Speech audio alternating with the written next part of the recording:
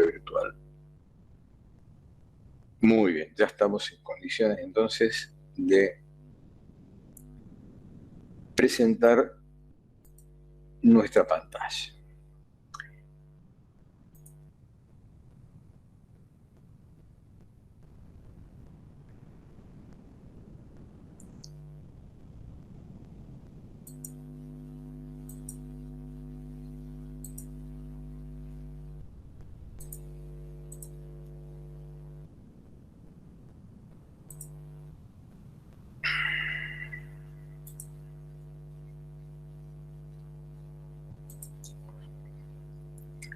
Muy bien, hoy vamos a comenzar con uno de los temas en los cuales ya directamente se encuentran aplicaciones de la edafología a las ciencias agropecuarias que el día de mañana ustedes como profesionales van a aplicar. Van a aplicar directamente haciendo cálculos de mezclas de fertilizante, algo que es muy normal hoy con la agricultura de precisión, de manera tal que se aplican las cantidades exactas que el suelo necesita en cada una de sus localizaciones. Y también no solo calcular, digamos, la cantidad de fertilizantes, sino la posibilidad de hacer mezclas de fertilizantes, algo en los cuales como ingenieros agrónomos estamos habilitados para realizar. Tomando los compuestos individuales, poder armar una mezcla de fertilizante que se adapta perfectamente a las necesidades del cultivo que está siendo llevado a cabo en determinado ambiente. Bien, para eso necesitamos indudablemente hacer una introducción de los principios de fertilidad antes de ingresar a los distintos nutrientes. Ya vimos nitrógeno la semana pasada porque estaba muy ligado al tema materia orgánica. De hecho, el nitrógeno deriva de la materia orgánica, no tenemos otras posibilidades, pero sí ya luego hay otros nutrientes que dependen de la fertilidad intrínseca del suelo, tanto mineral como orgánica. Pero antes de todo debemos definir qué es un suelo fértil. Y decimos que un suelo tiene un adecuado nivel de fertilidad cuando provee los nutrientes que las plantas necesitan en cantidad y balance adecuados, cuando a su vez no tiene sustancias tóxicas que conspiren contra el desarrollo del vegetal, y cuando su estructura, textura, drenaje y demás propiedades físicas, incluso la ausencia de capas densas o capas resistentes, son satisfactorias. Es decir, la posibilidad de exploración radical no se encuentra limitada de ninguna manera. Pero a su vez tenemos que definir que no basta con que un suelo sea fértil, sino que además tiene que ser productivo. Y eso lo vamos a lograr cuando ese suelo se encuentra en una región climática que aporta la cantidad de agua, luz, calor que los cultivos necesitan. O sea, este es el punto de contacto entre la edafología, la parte que está por debajo de la superficie, y la agroclimatología, que es la parte que está por encima de la superficie y que ustedes están estudiando en la materia específica que les corresponde. Para tomar un ejemplo, ¿qué requiere en kilos o en gramos por hectárea un determinado cultivo? Vamos a suponer un maíz de un requerimiento promedio, fíjense, estamos hablando de 9 toneladas por hectárea, cuando hoy en día los potenciales genéticos superan los 15, 16 toneladas por hectárea, pero vamos a suponer, digamos, que la productividad de nuestro ambiente da para 9.000 kilos por hectárea. Vemos una primera columna en donde tenemos los kilos que necesitan,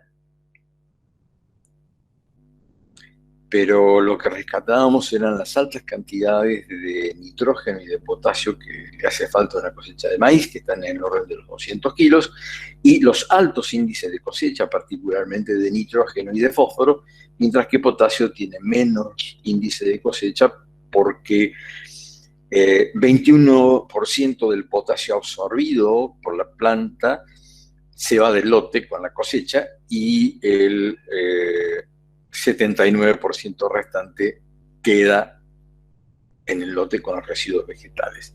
Importante también, Profe, yo no estoy viendo la presentación. No sé no si se, soy yo o no está presentando. No está mostrando, profe, la no, presentación. no, lo que pasa es que yo seguí adelante sin compartir la pantalla, o sea, hablando solo, o mejor dicho, sin mostrar nada. Ahora sí, debería estar mostrando, discúlpenme, a ver si Sí, esta ahora cosa. sí. Ahora sí, ¿no es cierto? Bueno, de todos modos, ya les estaba diciendo las altas proporciones que se van de nitrógeno y de potasio. Preocupante la cantidad de potasio que está haciendo de azufre. Nuestros suelos normalmente no tienen una gran riqueza en azufre, salvo en el oeste de la provincia, donde hay mucho sulfato de calcio, sino que la gran parte del azufre está ligado a la dinámica de la materia orgánica.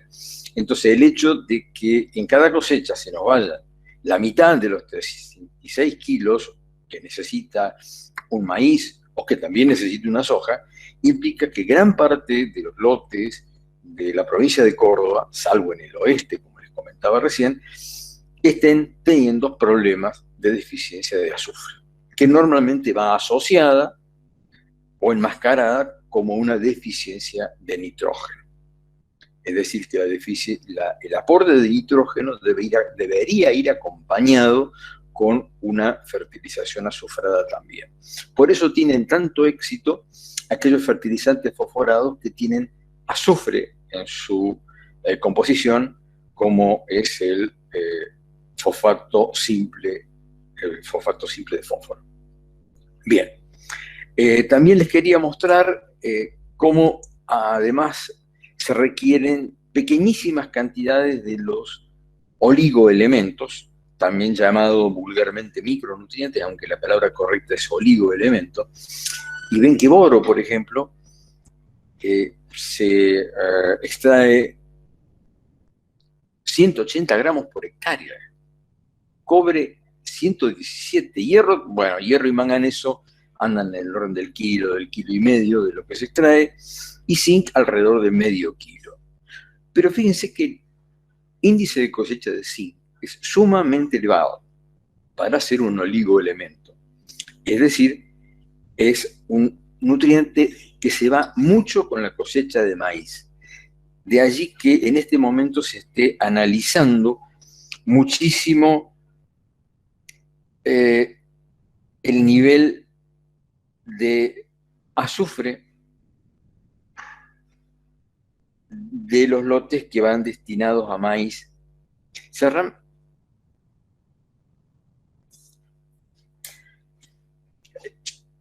Eso implica que muchos de nuestros suelos que han tenido una importante participación de maíz en la secuencia de cultivo, en este momento estén en niveles críticos o muy próximos al crítico para el aporte del nutriente. O sea, es un nutriente que a ustedes como profesionales el día de mañana cuando hagan maíz, les recomiendo que lo tengan muy presente para saber en qué niveles está en sus suelos.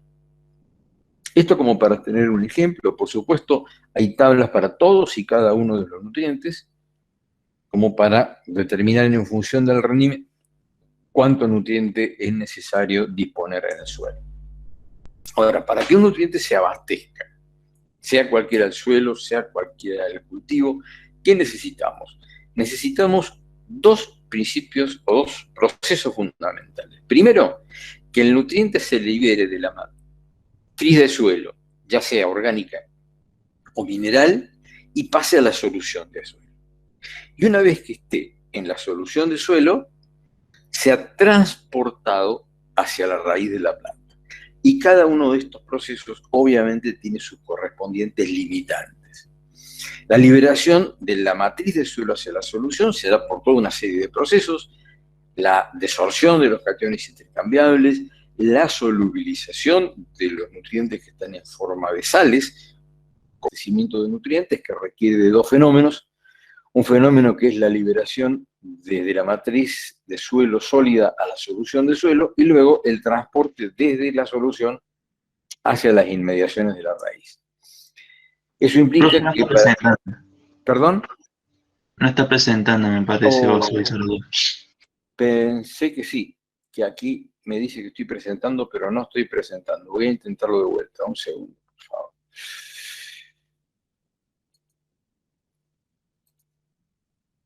Bien.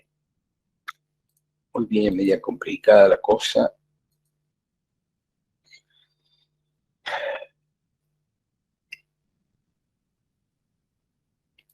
Vamos a tratar de tomarlo con la mayor paciencia posible, sobre todo de parte de ustedes. Ahora sí se ve, ¿no es cierto? Sí.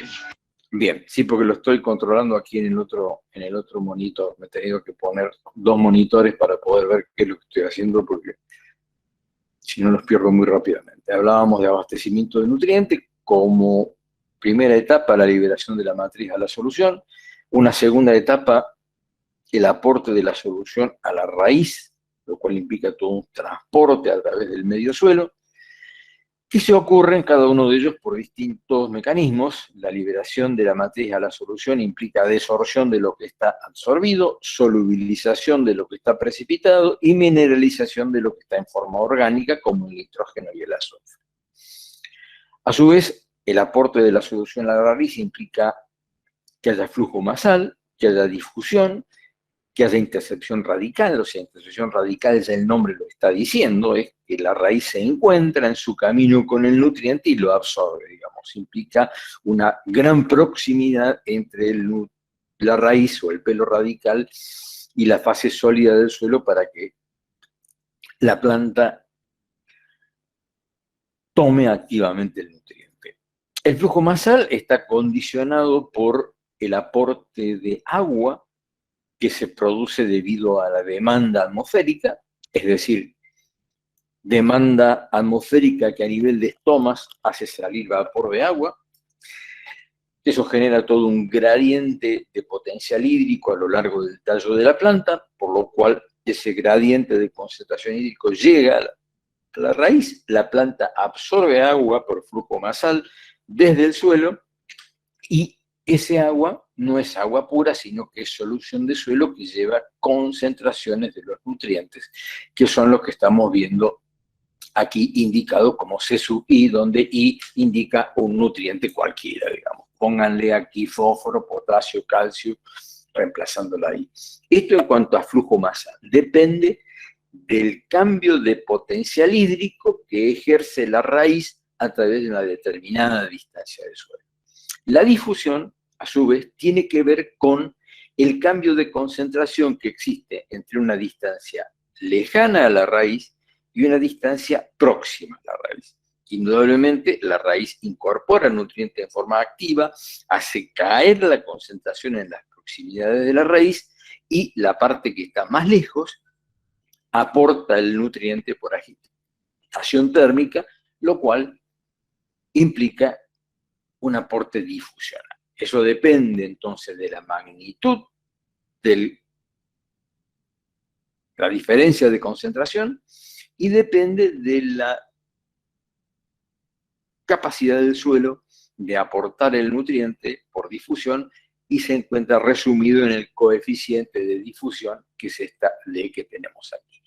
Esto siempre y cuando ocurra estado estacionario, es decir, se mantiene la concentración lejos de la raíz, se mantiene la concentración en las proximidades de la raíz y no cambia la distancia a la cual se manifiesta el proceso. Ahora bien, sí, se cae la concentración en las proximidades de la raíz porque la planta está tomando más.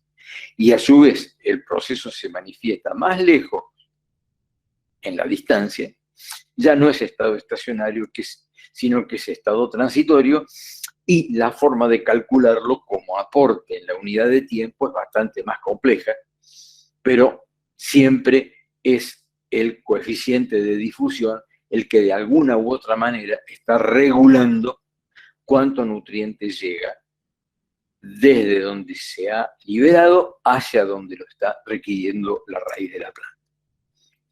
Entonces, dado que cualquiera sea la forma en que se establezca el proceso, el coeficiente de difusión es el que determina la velocidad o la capacidad del suelo de transportar el nutriente a lo largo de la distancia, es que uno puede encontrarse con distintos coeficientes de difusión que, como ustedes ven en esta tabla, están en el orden de 10 a la menos 8 centímetros cuadrados por segundo, es la unidad en la cual se expresa el coeficiente de difusión. O sea, ¿por qué dice 10 a 8 acá arriba?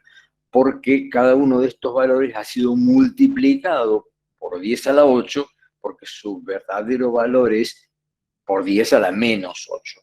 Entonces, analizamos aquí 3 parcelas, sin cultivo, cultivo de alfalfa, cultivo de 50 años o más de agricultura, en la zona central de la provincia de Córdoba, y vemos cómo en todos los nutrientes se cae por efecto del cultivo la velocidad de aporte manifestada a través del coeficiente de difusión.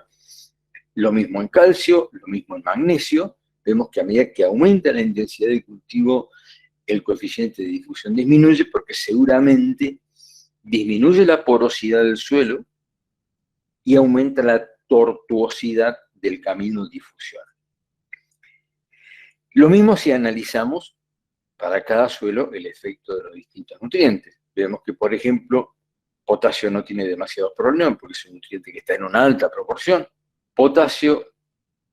Fósforo no tiene problemas porque está en alta proporción en la solución del suelo. En nuestros suelos de loes pampeano no ocurre lo mismo en los otros loes porque no son tan ricos en fosfatos.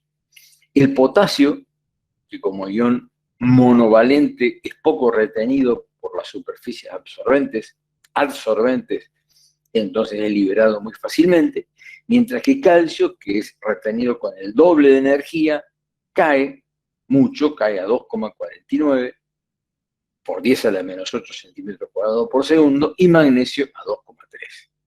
Por supuesto, todo tiene que ver con que el calcio y el magnesio son divalentes y las superficies absorbentes lo retienen con mayor energía, por lo tanto se va a mover más lentamente a través de los poros del suelo. Bien, esto como para comparar cómo el coeficiente de difusión puede llegar a determinar, según el nutriente y según la intensidad de cultivo, cuánto nutriente llega a nuestra planta una vez que ha sido liberado.